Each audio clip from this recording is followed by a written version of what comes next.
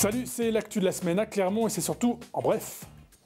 Bonjour l'Inde, particules imaginaires, carte blanche à Etchefilm, cours de rattrapage, regard d'Afrique, film en région, décibels, séances scolaires, 12 thématiques en tout, et toujours les 3 compétitions, nationale, internationale et labo. Vous l'avez compris, le Festival international du court-métrage est de retour. Du 1er au 9 février prochain, Clermont vibrera donc au rythme de cette 35e édition coproduite par la ville et Clermont Communauté, avec des centaines de films projetés, des milliers de professionnels rassemblés et des centaines de milliers de spectateurs émerveillés par la magie d'un art bien à part où fleurit la créativité et son marché chaque année un peu plus vibrant. Maintenant, effectivement, avec les nouvelles technologies, on peut tourner avec quasiment n'importe quoi. Ça va d'un téléphone portable à du super matériel. Donc c'est ça, je pense, qui fait que la créativité est augmentée. Et puis par essence, qui dit créativité augmentée, nombre de courts-métrages augmenté, donc une économie qui, même si comparée à celle du long-métrage, elle n'est pas aussi importante, hein, ça n'a rien à voir, c'est quelque chose qui est encore là.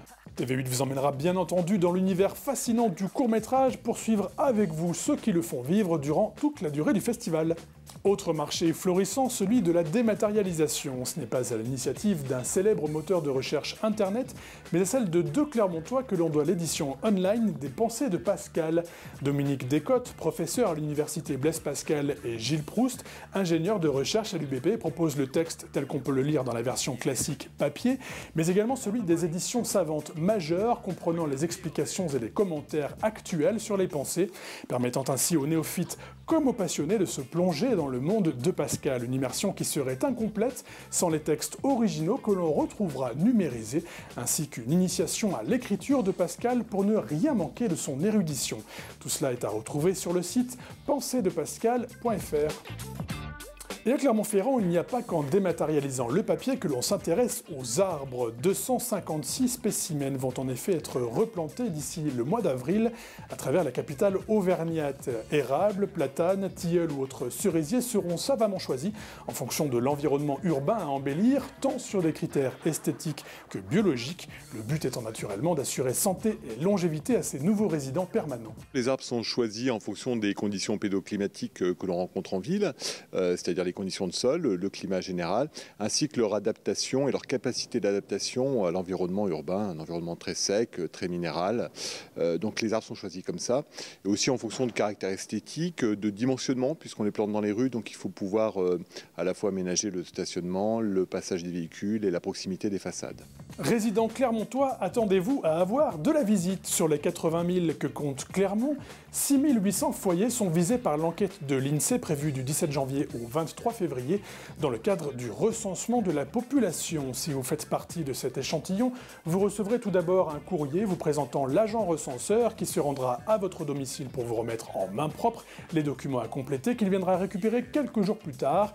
Les données recueillies sont bien entendu confidentielles, elles aideront la municipalité à ajuster sa politique territoriale sur les critères les plus précis. Il est maintenant l'heure de prendre vos agendas. Mercredi 23 janvier, 20h, à l'auditorium de l'École supérieure de commerce de Clermont-Ferrand se tiendra une conférence débat sur l'exclusion, animée par le psychiatre Jacques Lajoigny à l'occasion de la journée de l'éthique du Lions Club Clermont-Ferrand. On tâchera d'y comprendre comment le système communautaire, comme l'individu, peut être poussé à écraser l'autre plutôt que le soutenir.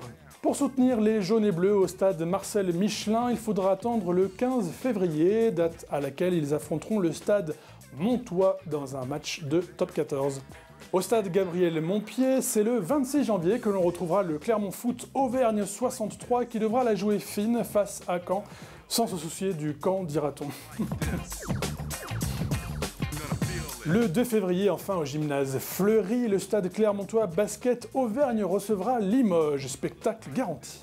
Côté concert, choucroute sur la tête et hystérie adolescente sont programmés à la coopérative de mai le 23 janvier à 20h30 pour le concert des Bébés Brunes. Ne riez pas, je suis sûr que vous avez déjà acheté vos billets.